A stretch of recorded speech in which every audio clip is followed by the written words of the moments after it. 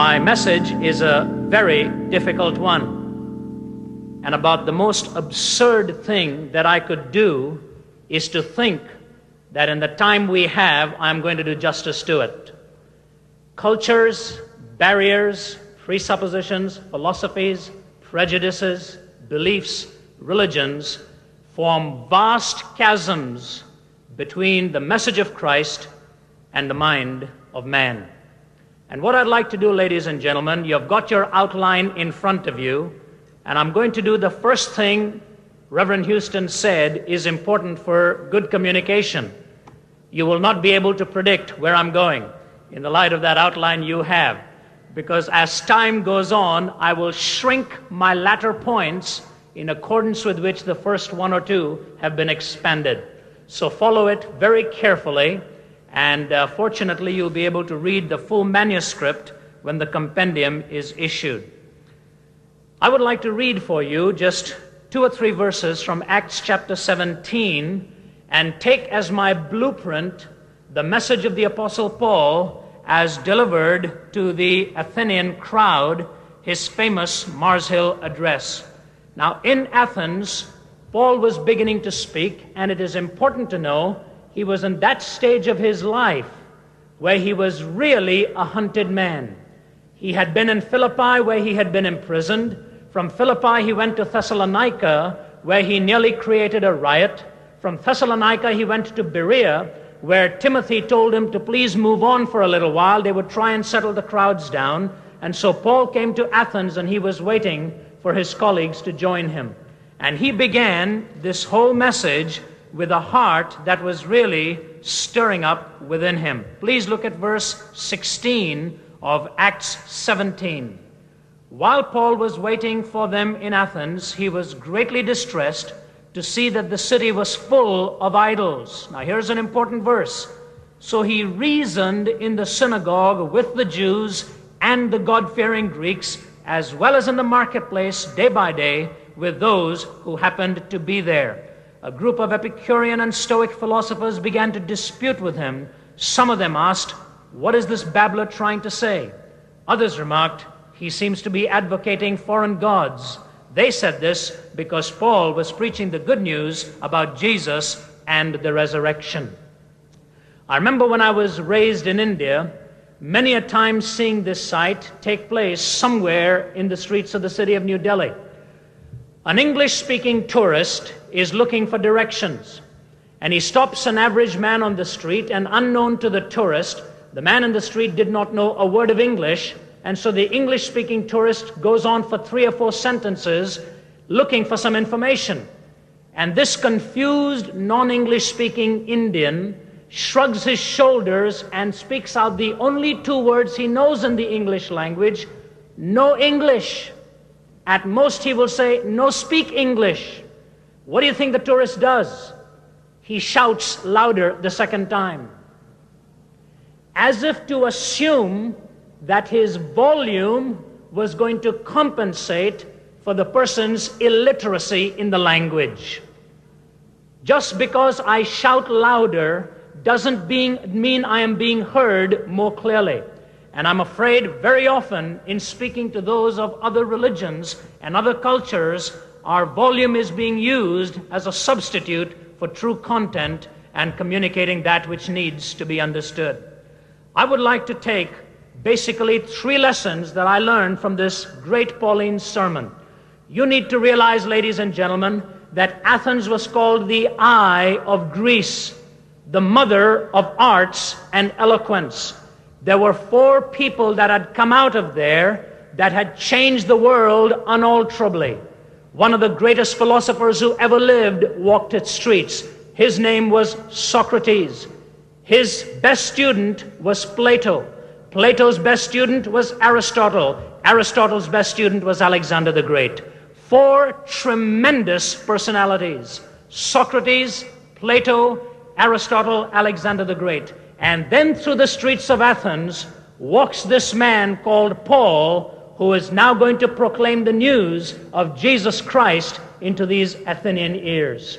Please notice the 3 powerful truths we learn from him and how he communicated in such a hostile and antagonistic audience. Number one, my dear evangelist brother, I think you and I need to have this engraved upon our hearts. You will never lighten any load until you feel the pressure in your own soul. You will never lighten any load until you feel the pressure in your own soul. The Bible reminds me that when Paul walked through Athens, he was deeply stirred within his heart. The words in the Greek really use the concept of being gripped in his intestines. His intestinal tract was being gripped when he saw what was happening around him. I do not know of any preacher who will accomplish much for the kingdom of God unless he senses this pressure in his own soul.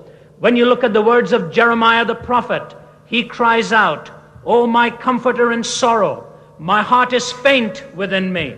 Listen to the cry of my people from a land far away. Oh, that my head were a spring of water and my eyes a fountain of tears, that I could weep day and night for the slain of my people." When you read the words of Jesus, we are reminded by the gospel writers that as he walked from city to city preaching and healing and performing his miracles, it says he was stirred with compassion as he looked upon the masses as sheep without a shepherd scattered in all of these areas. I want to take as one key example to sustain this truth the Old Testament prophet by the name of Ezekiel. Let me demonstrate for you what God was doing in him in order to do something great through him. This young man was taken away captive, and one day God began to speak to him in visions and his dreams. Then God said to Ezekiel, "Son of man, would you please lie on your left side for 390 days? If you were Ezekiel, you would have had the same question he did. Why? Why do I have to lie on my left side for 390 days? And God said, because the northern kingdom has gone into captivity and will remain in captivity for 390 years. Ezekiel, I want you to lie on your left side, one day symbolizing 1 year of captivity. After he had finished that experience, God comes and says to him, I have some good news for you. The good news is you can now get up. The bad news is, would you please flip over to your right side? So Ezekiel moves over to his right side, and then God says to him, now you're going to symbolize the captivity of the south. What do you think was Ezekiel's first question? How long is the south going to be in captivity for? And God said, thrilling news for you, 40 years, lie on your right side for 40 days, one day symbolizing 1 year of captivity. After that was over, God said to him, take a razor and shave your head completely bald. Take the hair in front of you, divide it into 3 lots. Chop up the first, scatter the second into the wind, and take the third part of it and toss it into the flames. Before you do it, take a fraction from each of these portions, tie it at the hem of your garment. Ezekiel said, why do you want me to do this, Lord? God said, because a third of my people are going to be killed by the sword. A second group of them are going to be scattered to the uttermost parts of the earth. A third group of them are going to be tossed into the flames to be burnt by fire, the fire of the enemy. Take a fraction, tie it at the hem to symbolize a remnant from each of these 3 groups. Then God said to Ezekiel, would you please bore a huge hole in one of the walls of your home? I don't know of any woman who would have wanted to be married to this man. Bore a big hole in one of the walls of your home. Ezekiel said, why? At an unearthly hour you will be dragged out of your beds with a bag over your shoulders, some rations in that bag, because at an unexpected hour you'll be dragged away into captivity with foods only meeting your bare minimum needs, and you will be given foods in foreign lands that you will despise. Finally, he was told to take a frying pan in front of his face, put it in front of his face, and walk around the city walls a few times. And somebody was going to say to him, what are you doing now, Ezekiel? And you are to say to them, the siege, as if by iron, is closing in on you. And that those iron bonds and those iron chains are going to leave you handcuffed. When I was first talking to my little girl, Sarah, who's 8 years old, about Ezekiel, she had a question. She said, Daddy, was Ezekiel sleeping on his left side for 390 days all the time, or only when he was supposed to sleep? Was he sleeping for 390 days, 24-hour spans, or only during his sleeping hours? And I gave her the brilliant answer of most theologians. I don't know. I said, but I'll tell you one thing, whether it was 390 into 24 or 390 into 6 hours, at the end of the 390 days when he stood up to walk, he felt the pain of his message within his bones. When he looked into the mirror, he sensed his message. When he walked around the city walls, he sensed his message. When he looked at the wall in his home, he sensed his message. When the man sat at the table to eat, he sensed his message. When he got up to walk, he sensed his message. God was, in an enduring sense, putting that pressure within the soul of this man. And my dear fellow evangelist, we will never reach the lost of other beliefs until we begin to sense the pressure within their own souls and within our souls too. How do we do this? My brother Houston so graphically described this. He talked of the concept of seeing, and I would like to compliment that, as I'm sure it was in his mind too, the concept of seeing and hearing in proximity. The concept of seeing and hearing in the presence of the situation. Let me illustrate this. In 1974, I believe, maybe off the mark a little there was a young woman who moved to the city of New York because she wanted to live in a huge city where you could live with some degree of anonymity so that nobody would know too much about you. She was a poor woman, young in her early 20s, and she was living off the government welfare support system. In the part of New York City where she lived, there were nearly 1,000 people living on every floor. It is a massive, massive setting of people, most of whom are not very well to do. A few days after her arrival, she was mercilessly raped. After the woman had been raped, through the trauma in her mind, she decided to fight the case in court. But she was not getting anywhere, and she decided to drop charges and was going to go through and give birth to this baby that was born out of this rapacious act. On a Wednesday morning, she sensed the labor pains in her body. On the Wednesday night, having checked herself into the hospital, she gave birth to that illegitimate child. Sunday morning or Sunday evening, she was discharged from the hospital, although she asked the doctor to please keep her for one more day because she only had $6 in her wallet and would not be able to cash her welfare check till the next day. But there were not sufficient rooms in the hospital, and so she was discharged. She took her baby that was unwell, got into a taxi, and went to her apartment. The taxi fare came to $4, and the taxi driver didn't let her get off until she gave him a $1 tip. This left her with just $1 separating her from poverty. She went into that cold, clammy, unwarmed apartment, and with a sick child and a weakened body, she endured the night.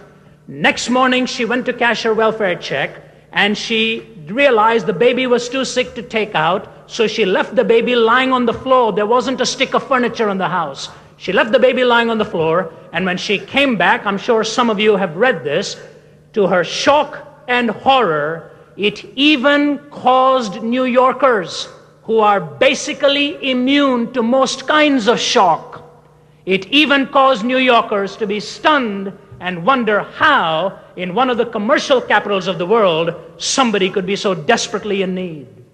When she opened the door of her apartment, she looked into her room and found out that her dog that had not been fed for 5 days had eaten her baby. 5 days that unfed animal had devoured the child. Do you know, following that incident, there was stunned silence in the city because by their silence, people were speaking volumes.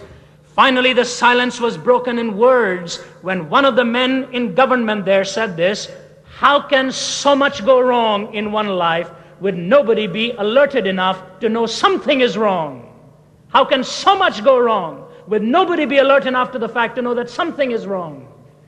He said, why are we licensing taxi drivers who are making a living through coercion? Where is the social worker when the victim of a rape is giving birth to a baby? Why are the hospitals so overcrowded that we have to discharge people not ready to leave the hospital premises yet? And to his questions, everybody was only resounding a seconding of the motion, till finally one man broke the silence and he said this. He said, Mr. Moynihan, do you really know what you're asking us? You are asking me why I am not listening to the heart cry of this woman.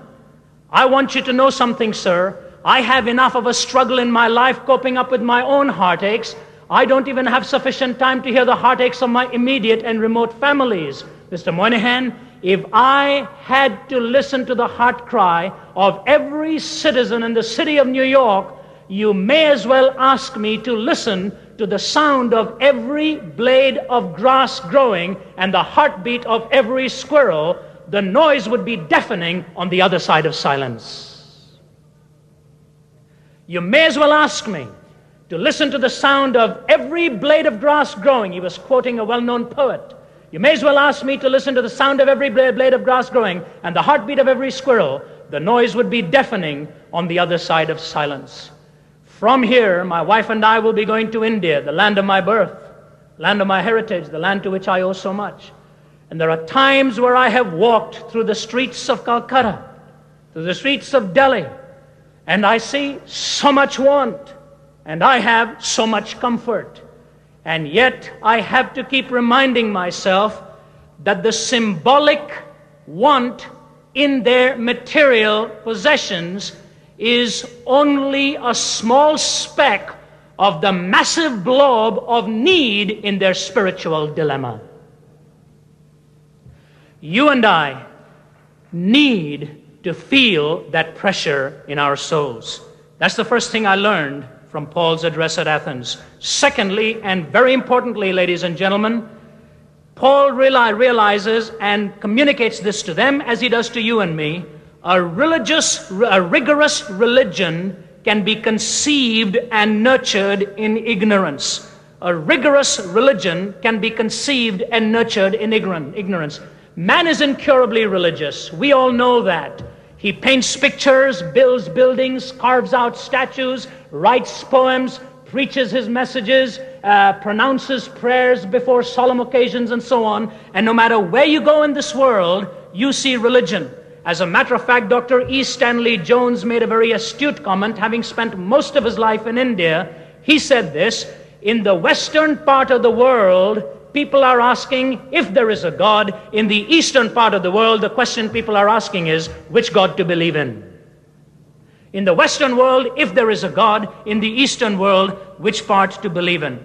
But I want you to listen very carefully so you don't misread me. If you misunderstand what I'm saying now, you would have missed the heart of something very important. Paul commended the people for their search. He commended the people for their search. Just like Jesus, speaking to the woman at the well, he lauded her for some of her good characteristics. Just like Jesus used it many, many times in his personal encounter, he commended people for the good that he saw within them. One of the fears I have in certain strands of evangelicalism is we sometimes think it is necessary to so humiliate somebody of a different worldview that unless we destroy everything he holds valuable, we cannot preach to him the gospel of Christ. That's what some of us believe. That's wrong. That's categorically wrong. You see, we need to understand that within the framework of some of their beliefs, not everything they believe is wrong. The total system may end up being wrong, but everything everybody believes is not wrong. Certainly the major systems I've studied. Dr. W. Cantwell Smith said this, and I consider this very valuable as a professor of world religions. He said this. He said, if you can make any leading religion of the world look like complete nonsense, you can be sure of only one thing: you haven't understood it. If you can make it look like complete nonsense, you can be sure of one thing: you haven't understood it. Now, what am I trying to say? I am not by any means calling for a joining of religions, categorically not. Nor am I detracting from the uniqueness and the singularity and the exclusive way to God through the person of Jesus Christ. I am just saying this: when you are trying to reach somebody, please be sensitive to what it is he holds valuable. Because there's a very well-known proverb in India: It says, after you cut off a person's nose, there is no point to giving him a rose to smell. And you can preach the most eloquent message on the person of Jesus Christ, but if you have so cut off the person's nose, the sweet aroma of Christ will never come through to him. And my point there is very simple. See the positive aspects of religion and culture and as you encounter it, and then notice how the Apostle Paul moved.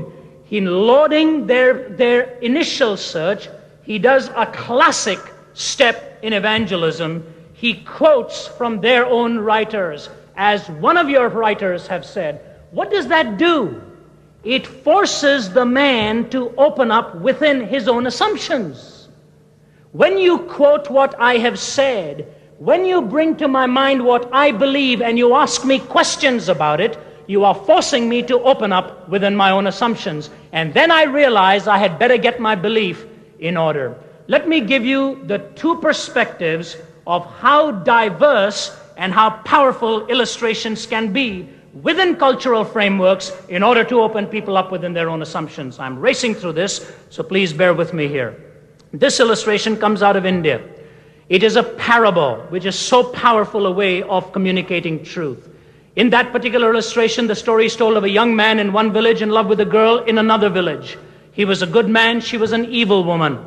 And he wanted to marry her, but she said, you don't love me the most in this world. There is somebody you love more than me. He said, who is that? She said, you love your mother more than me. He says, don't be a fool. They are two different categories. When I marry you, you will be the one that I will be wedded to. And the story goes on with all of its melodrama in typical Eastern parabolic form until it comes to this.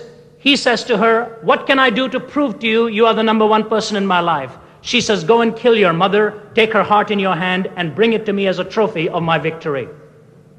He goes back home, ponders this in his mind, kills his mother, takes the heart in his hand. He's running across the miles to present it to this girl. Running through a wilderness area, he stumbles and falls, and the heart bounces out of his hand. He is on all fours looking for that heart. He can't find it. Finally, when he does, he picks it up. And he's trying to piece it together while he's dusting off his trousers from having taken a spill on the ground there. When he starts dusting his trousers, he seems to hear a voice coming out of the heart saying, son, are you hurt? Son, are you hurt? There is something so splendidly Eastern about this, with all of its aestheticism put side by side with its melodrama, and yet the resulting conclusion that the love of a mother can never be silenced, not even at the hands of a murderous son. Move over to the European scene. The Algerian philosopher Albert Camus, who probably wrote an awful lot about God's non-existence, he wrote pages and pages and pages about the meaninglessness of life, assuming those writings were meaningful, but everything else was meaningless. And in one of his short books, he wrote a story called The Adulterous Woman. He talks of this man who has a wife living in a village. And he says to her, why don't you go with me to the big city today? She says, I really don't like going into big cities. I've lived a sheltered life. I don't want to go out there. He says, why don't you come with me? I'll take you into a nice hotel, sell our diamonds for the day, get that business done, check into a hotel, spend the night, and then we'll be back. So she goes with him. He starts doing his business. He says to her, you stay at this intersection. I'll pick you up at the end of the day. Suddenly, when he is gone, her mind becomes a cauldron, a container of unholy loves. She begins to remember a temptation she'd had as a young girl, a lustful temptation. Now, suddenly, alone in the big city, nobody there to guide her conscience, she is able to fulfill this desire. Looking at all of the men coming in the opposite direction, her mind begins to dwell on indulgence. But something within her says, no, because you'll be caught. Something within her says, yes, I can do it and get away with it. She yields and goes and does it this way. At the end of the day's work, she and her husband go back have dinner, check into the hotel, and while she's lying in bed, she wonders if she still has the opportunity to yield, and this is how she does it then. Her husband is sound asleep, she slips out of the covers, gets changed, goes out into the night, indulges in the lust of the desire she'd had, comes back to the hotel room, gets changed, slips under the covers, husband is still soundly asleep. And then he hears his wife crying and then sobbing uncontrollably. And as she bursts out crying, he wakes up and says, "What's the matter?" And she says, "Nothing, just nothing." The loneliest moment in life is when you have just experienced that which you thought would deliver the ultimate, and it has let you down. The loneliest moment in life is when you have just experienced that which you thought would deliver the ultimate, and it has let you down. And in this push-button crazy, advanced societies in which some people live, sit down at home and watch the video, get into a machine and break all kinds of barriers and move to this dimension in all kinds of experiences just by the pushing of the button. The European scene, the North American scene has demonstrated at least one thing, that man's loneliness and hopelessness is only being heightened as his advances continue to impede upon him. But look at the two different worlds and the two different illustrations. One the aesthetic, one searching for rigorous meaning, as emptiness dominates in the European illustration here, and the search for a kind of a family solidarity continues to dominate in the Eastern world here. And all I'm saying to you, ladies and gentlemen, is by the use of illustration, by the use of quotation, by quoting what people are thinking and reading and talking to themselves, you force them to open up within their own assumptions. Let me give you a vivid example of this in my experience. Living as a teenager in Delhi, having listened to a radio program from Ceylon, I wrote the words of this song down, and I think I'm going to quote it to you in its entirety. It is in my original script, but let me just race through it. From the canyons of the mind, we wander on and stumble blind, way through the often tangled maze of starless nights and sunless days, hoping for some kind of clue, a road to lead us to the truth, but who will answer? Side by side, two people stand together, vowing hand in hand that love's embedded in their hearts, but soon an empty feeling starts to overwhelm their hollow lives, and if they ask the hows and whys, who will answer? High upon a distant hill, a young man's lying very still. His arms will never hold his child because a bullet running wild has struck him down, and now he cries, "My God, oh why, oh why?" Who will answer? Several other verses ensue, which I don't have time to give. Let me give you the chorus. It says this: if the soul is darkened by a fear it cannot name, if the mind is baffled when the rules don't fit the game, who will answer? Who will answer? Who will answer? An American singing it through Radio Ceylon, coming into my home in Delhi, and I knew exactly what he was asking. What was he saying? Why is there so much intellectual confusion as we stumble through philosophies? Why are our marriages breaking up when our marriage manuals are getting bigger and bigger? Why does a father die so young when his child still so desperately needs him? Why is man killing himself with so many push-button toys still to play with? Why are we still dancing when we are storing up weapons enough with firepower to turn this world into a massive furnace? Why are we praying in so many different directions and ceremonies, assuming it doesn't matter whom we pray to? Why do we keep changing the rules of the game if hopelessness is still the ultimate goal? Number one, you'll never lighten the load until you feel the pressure in your own soul. Number two, a rigorous religion can be conceived and nurtured in ignorance, because what Paul did was sense what it was they were really doing, commending them for it, moving them ultimately to the fact that the God they were worshiping was still unknown. And finally, I've leaped through an awful lot here. It's an unbelievable accomplishment. And then I move to my final thought. After all, this is a supernatural religion we believe, so we may as well test it out here. Number three, Christianity is not a religious perspective in Paul. It is God's self-disclosure in Jesus Christ. Christianity is not a religious perspective in Paul, says he. It is the self-disclosure of Jesus Christ. What I want you to understand is this. In my heart, this is very important to me. Ultimately, people are not really saying, what is the answer? Ultimately, they are saying, who is the answer? What is it that politicians really say that is different? Every time a politician runs for elections, he says the same lines that the incumbent said when he was trying to gain the office. They are basically saying the same thing.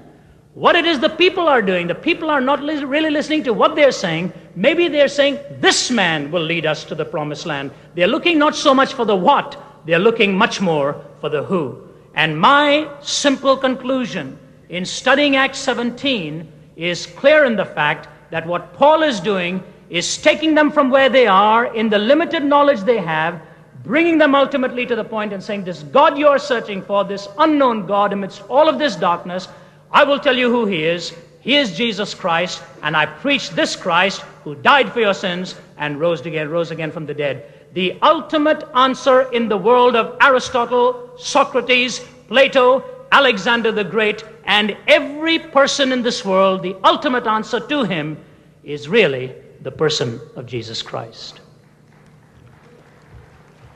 Please hear me now. Please hear me. People say religions are fundamentally the same and superficially different. My proposition is they are superficially the same and fundamentally different. Superficially the same and fundamentally different. What they say about religion, we believe about man.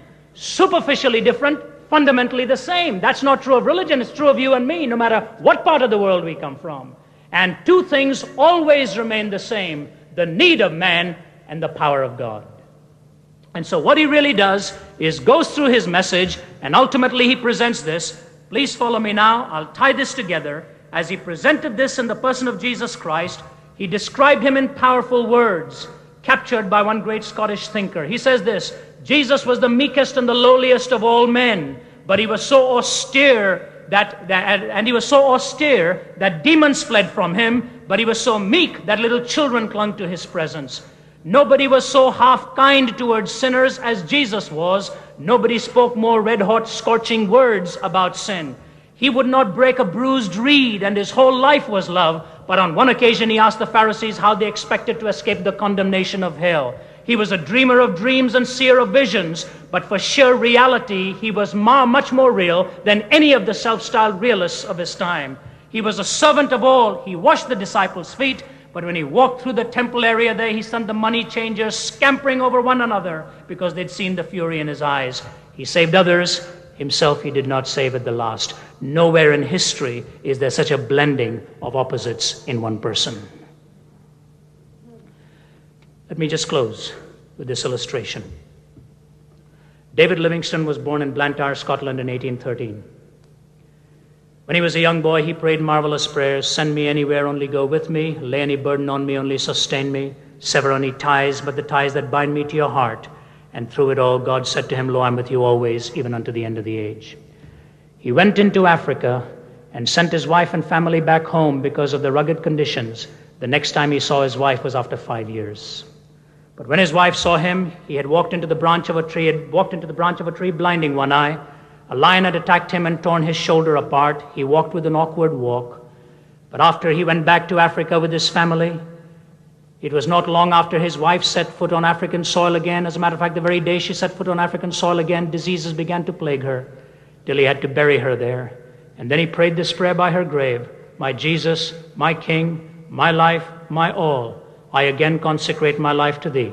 If I can do anything in your service and in your kingdom, so is my plea. And he said the words of God came to him: Lo, I'm with you always, even unto the end of the age. One night, amidst a thundering storm, he was being carried from village to village on a stretcher because he was so sick. Finally, taken into his little shack and emptied out into his cot there as he was trying to get some sleep. And he asked his national brothers, please help me onto my knees. I need to pray. And as he was praying there, they left him. But they looked into the room. 5 minutes later, still on his knees. 10 minutes later, still on his knees. 20 minutes later, still on his knees. They walked him and shook him by the shoulder because he was so wearied. They wanted him to get some rest. They said, Bwana. Livingstone fell over dead. He had died exactly the way he had lived, in the presence of his Lord.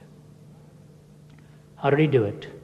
Hearing the voice of the needs of people from other parts of the world, sensing the pressure in his soul, bridging the gap, moving in within their framework, he communicated the person and the power of Jesus Christ. The early church was as big as you and I are in this auditorium. They had greater obstacles than us. We've got thousands more to stand with us, and the power of God. God bless you.